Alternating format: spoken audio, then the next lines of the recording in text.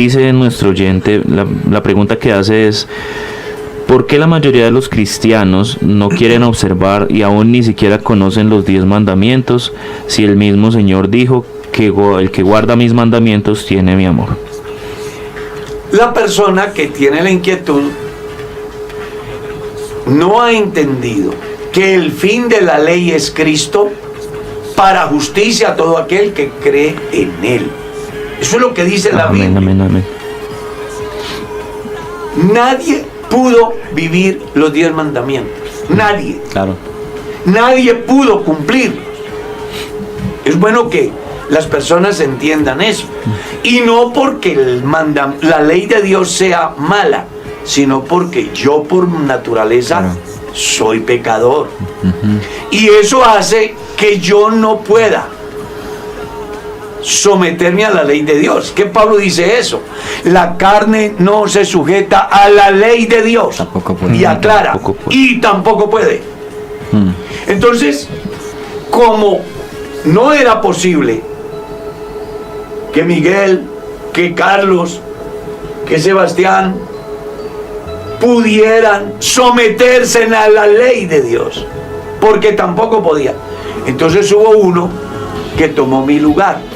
Y a eso es a lo que se refiere Pablo en la carta a los Romanos capítulo 8, cuando dice: lo que era imposible para la ley por cuanto éramos débiles en la carne, Dios, enviando a su Hijo en semejanza de carne de pecado, a causa del pecado, condenó nuestros pecados en la carne de Jesús. Amén. Que es lo que dice Isaías capítulo 53, cuando dice: todos nos descarriamos como ovejas, y cada cual se apartó por su camino, mas Jehová cargó en él el pecado de todos nosotros.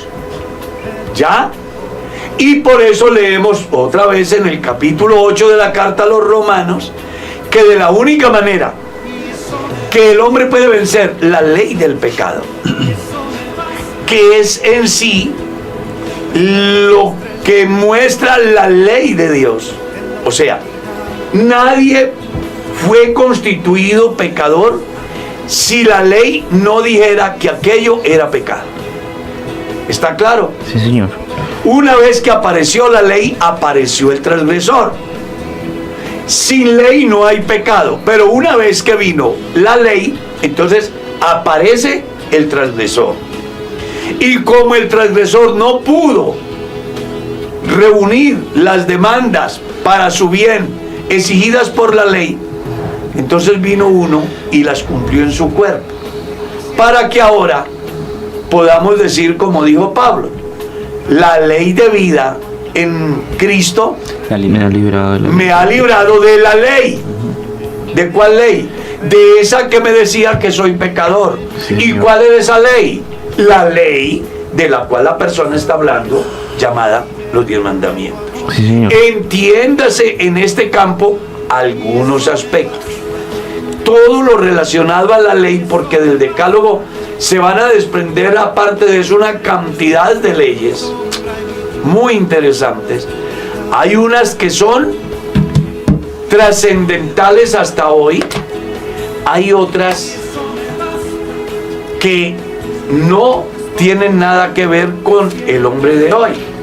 Me refiero a lo que son leyes morales y leyes ceremoniales.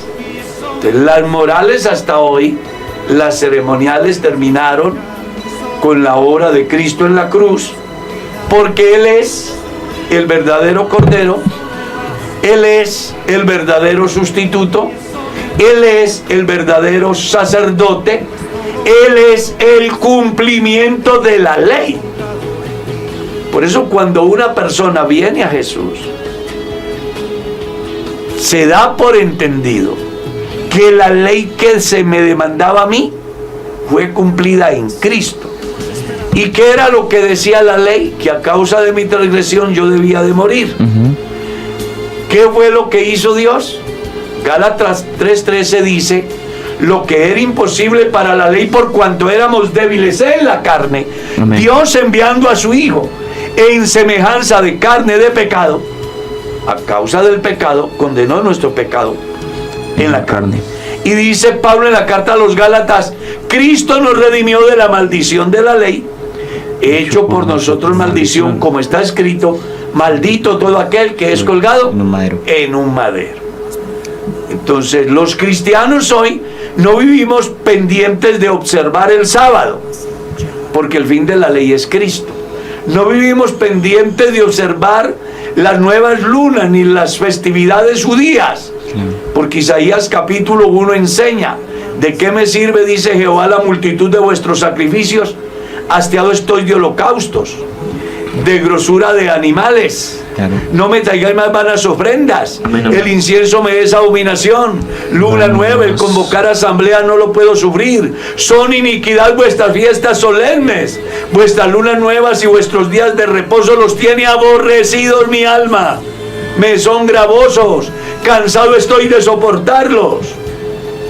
Luego les dice que en vez de hacer esas cosas, lávesen, límpiense, dejen de hacer lo malo, comiencen a hacer lo bueno. Vengan, dice el Señor, y estemos a cuentas. Si vuestros pecados fueren como la grana, como la nieve, serán emblanquecidos. Si fueren rojos como el carmesí, vendrán a ser como blanca lana. Pero para que ese milagro transformador se dé, el individuo afectado debe de tomar una decisión. Si quisiereis y oyereis, comeréis del bien de la tierra. Dios lo deja a opción del hombre, el bienestar o el malestar. Sí, y cuando usted vive mal delante de Dios, guarde sábados, guarde fiestas, haga lo que quiera, eso no sirve para nada.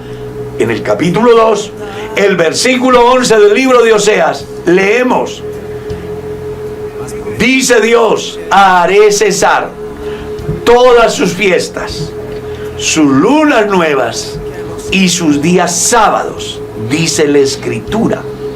Jesús fue más allá en el capítulo 12 del Evangelio según San Mateo, cuando sus discípulos están siendo cuestionados porque ellos recogen espigas un día sábado y comen.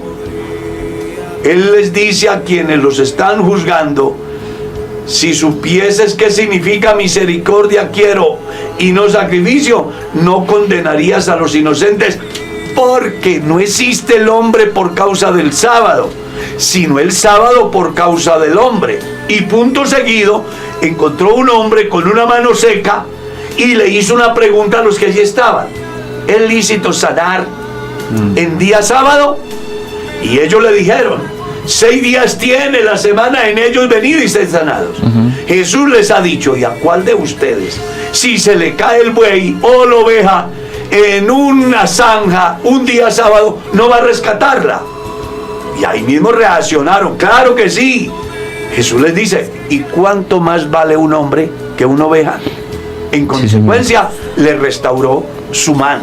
Claro. Pablo, escribiendo en la carta a los Colosenses, que estaban siendo afectados por la escuela griega en el campo del gnosticismo, donde seleccionaban determinados días y eventos de índole religioso, y que querían que los colosenses vivieran acorde a esas demandas, él les dice: nadie les juzgue en comida o en bebida, o en días de fiesta, luna nueva o día de reposo. Cosas que eran sombra, pero ahora la realidad es Cristo. Amén, amén. Por eso les enseña que los colosenses y cualquier cristiano hoy está completo en Cristo, amén, porque Él es la cabeza de todo principado, potestad y dominio. Y el que tiene a Jesús lo tiene todo.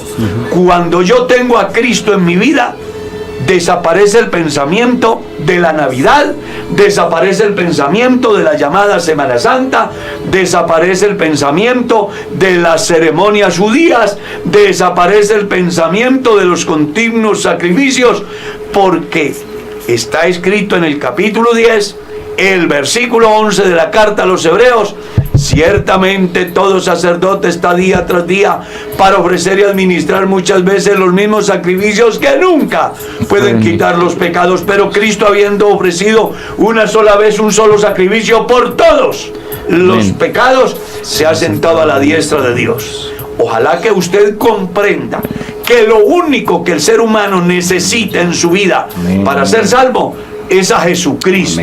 Si lo recibes como tu Salvador hoy, despreocúpate de lo demás, pues tu salvación ya fue hecha. Cristo murió por nuestros pecados y resucitó para nuestra justificación.